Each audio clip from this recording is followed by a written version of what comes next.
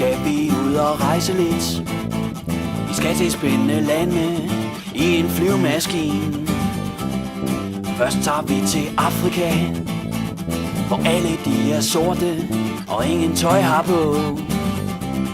De ligger i en hængekøj, dovner hele dagen og spiser kun banan. Og aben er deres bedste ven. Altid er de sammen, de ligner jo hinanden. Der er så sjovt i Afrika, ja. Flyvemaskine, stop her ved vi af. Så når du ser en neger på din vej, så bliv ikke ræd, for han er næsten ligesom dig. Han ser da godt nok meget mærkelig ud, men husk på min ven, det skyldes mest hans flade tud. Nu tager vi så til Kinas land, hvor øjnene er skæve og huden den er gul, ja. De har et meget mærkeligt sprog, ingen kan forstå det, det er rene voldafyg. Kineserne, de elsker fis, tralala, især når de har fået en stor skål ris.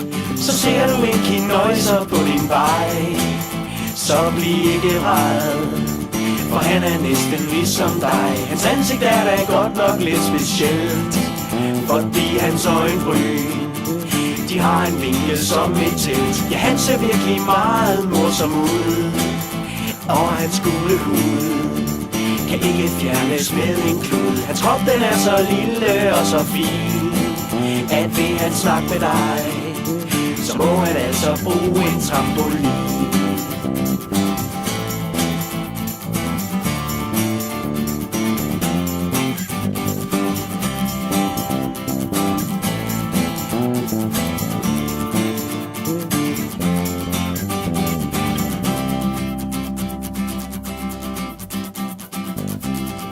Grønland er det sidste stop. Her på dine huler, de kaldes eskimoer, og de har ingen eller vand, og heller ingen penge, kun til øl og snaps. De spiser spæk til morgenmad, og også til frokost og til aftensmad.